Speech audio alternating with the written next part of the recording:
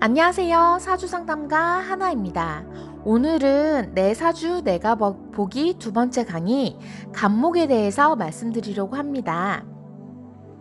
간목은 사주팔자의 기둥 중에서 천간에 오는 제일 첫 번째 글자입니다. 갑, 많이 들어보셨죠? 예전부터 많이 들으셨던 갑을 병정, 무기, 경신, 임계의 그 갑이 맞습니다.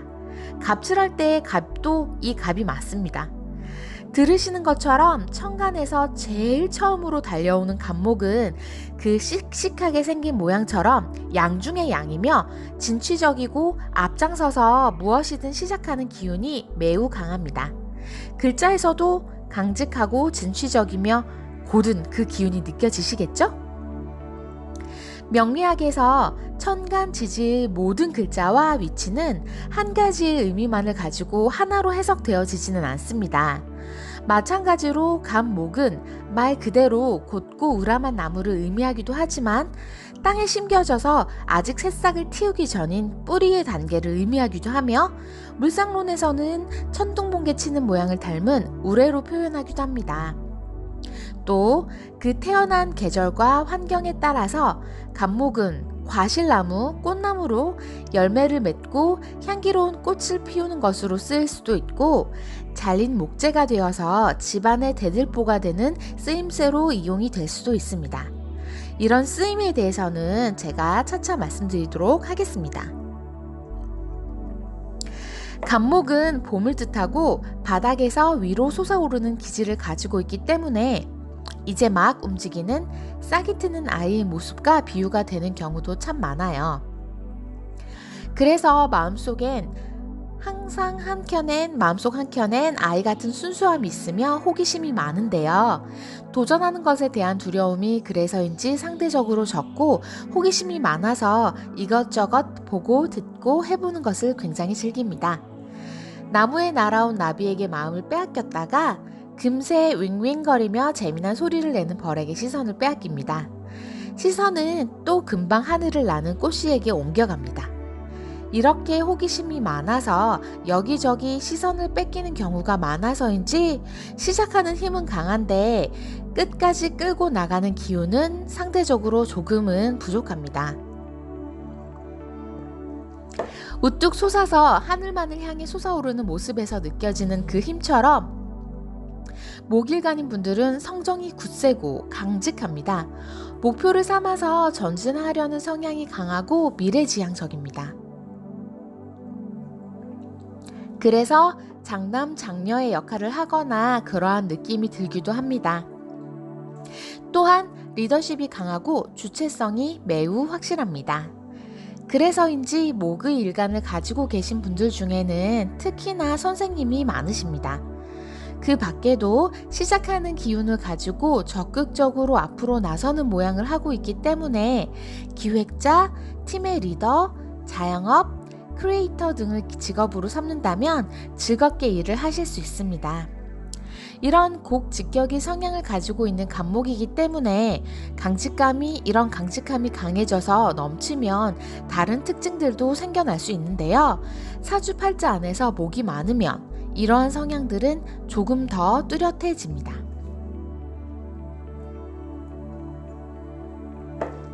태풍이 부는 날을 한번 생각해 볼까요?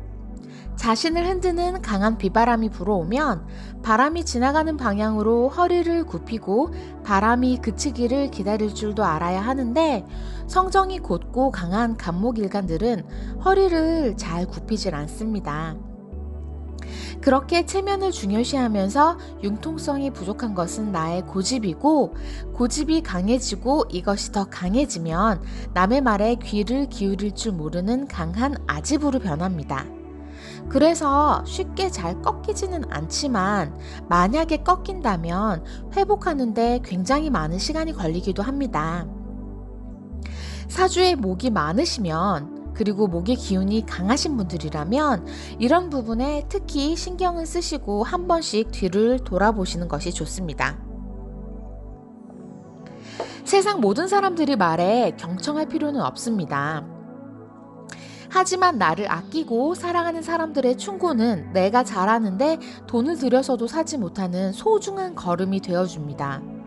그런 걸음을 똥으로 취급하며 멀리하는 나무와 뿌리 밑으로 받아들여 흡수하는 나무 중에 어떤 나무가 더 튼튼하고 향기로운 꽃을 맺는지는 보지 않아도 알 수 있습니다.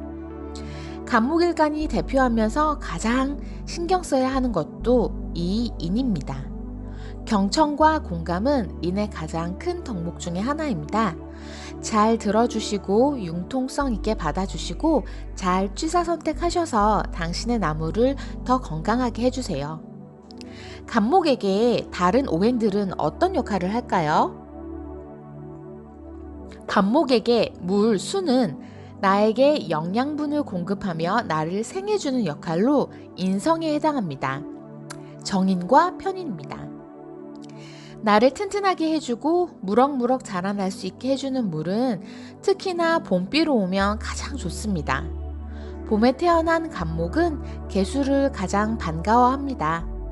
여름에는 뜨거운 열을 제어해 주면서 수분까지 공급해주는 역할을 하기 때문에 여름에 태어난 간목에게도 대체적으로 비는 긍정적인 역할을 하는데요. 항상 중요한 것은 내가 어떤 환경에 처해 있는지 나의 사주팔자가 어떤 모양인지에 따라 달라집니다. 화는 나무를 비추는 하늘의 태양이나 땅의 온기, 횃불 같은 것을 의미합니다. 육친으로서는 내가 기운을 주고 생하는 식상의 역할입니다. 이것은 식신과 상관입니다.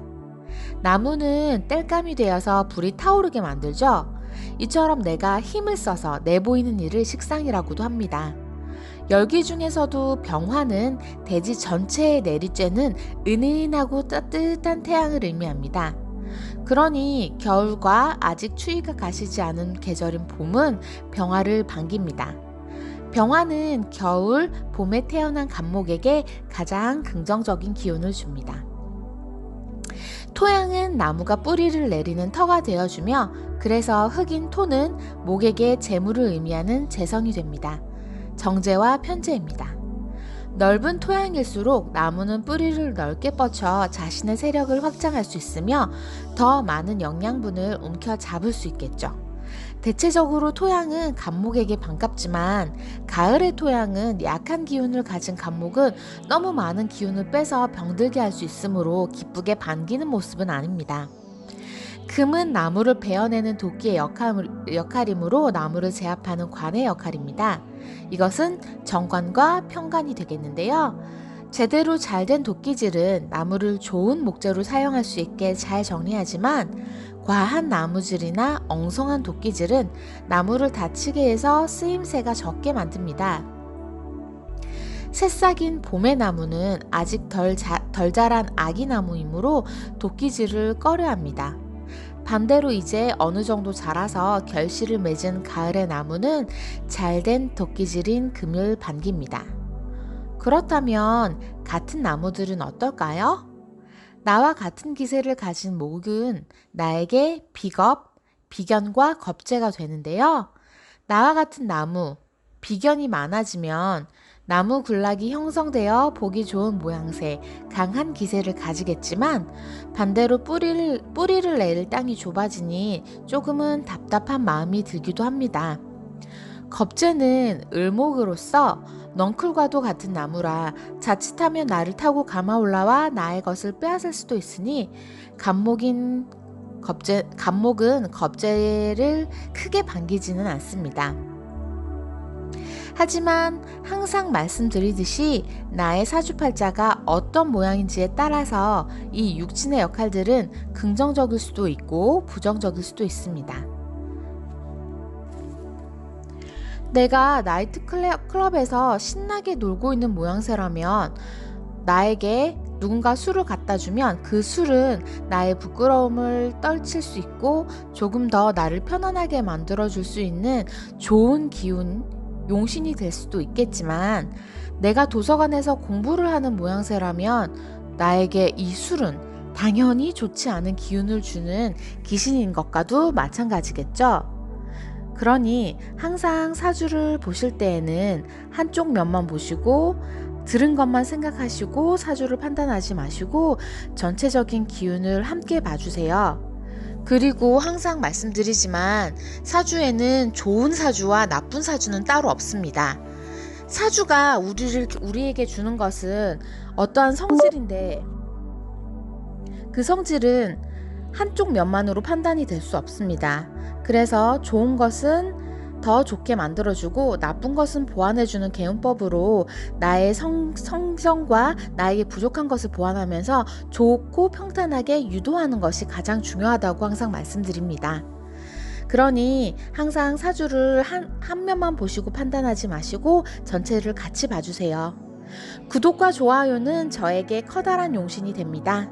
오늘도 시청해 주셔서 감사합니다. 좋은 하루 되세요.